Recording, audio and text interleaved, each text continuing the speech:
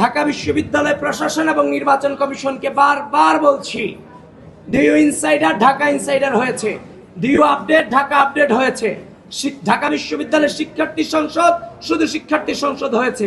The beauty of DU campus সহ যতগুলো page আছে সবগুলো পেজকে নিঃসন্দেহে নিঃশর্তে ব্যান করতে হবে নির্বাচন পর্যন্ত, নতুবা এগুলো দিয়ে আমরা ঘৃণা যে ছড়াচ্ছে এই গ্রুপগুলো দিয়ে আমরা আশঙ্কা করছি লেভেল প্লেইং ফিল্ড এবং নির্বাচনের মাঠকে নষ্ট করার একটা সমূহ সম্ভাবনা আছে এই গ্রুপগুলো। ঢাকা বিশ্ববিদ্যালয়ের শিক্ষার্থী সংসদ তারা তাদের নাম পরিবর্তন করে শুধুমাত্র শিক্ষার্থী সংসদ এই নামে তারা তাদের গ্রুপ জারি রেখেছে, যেটা বিটিআরসিতে নির্বাচন কমিশন বিশ্ববিদ্যালয় প্রশাসন চিঠি দিয়ে এগুলোকে বন্ধের আবেদন জানিয়েছেন।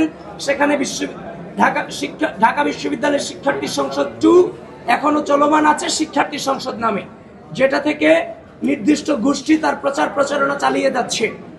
মাত্র 8টি ভোট কেন্দ্র।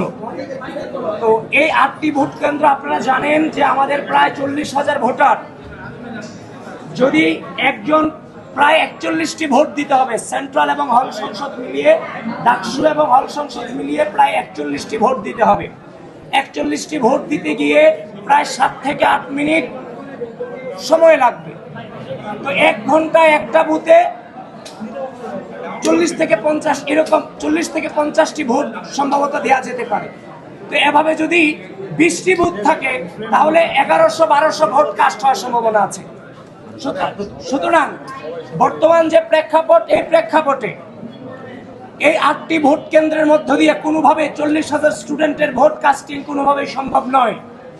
যদি ভোট কেন্দ্র না বাড়ানো হয় তাহলে 2019 সালে ডাকসু নির্বাচনে যেমনভাবে অনাবাসিক স্টুডেন্টরা বাইরে এসে দাঁড়িয়েছিল, ফেক লাইন তৈরি করা হয়েছিল, ভিতরে ছাত্রলীগ দাঁড়িয়েছিল, বাহিরে অনাবাসিক স্টুডেন্টরা দাঁড়িয়েছিল, পরবর্তীতে ঢুকতে পারেনি।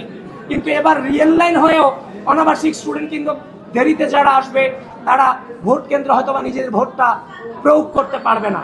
এই জন্য বিশ্ববিদ্যালয় প্রশাসন, নির্বাচন কমিশনকে আমি আহ্বান করছি, ভোটাধিকার প্রয়োগ নিশ্চিত করার স্বার্থে অতি দ্রুত ভোট কেন্দ্র বাড়ানো হোক।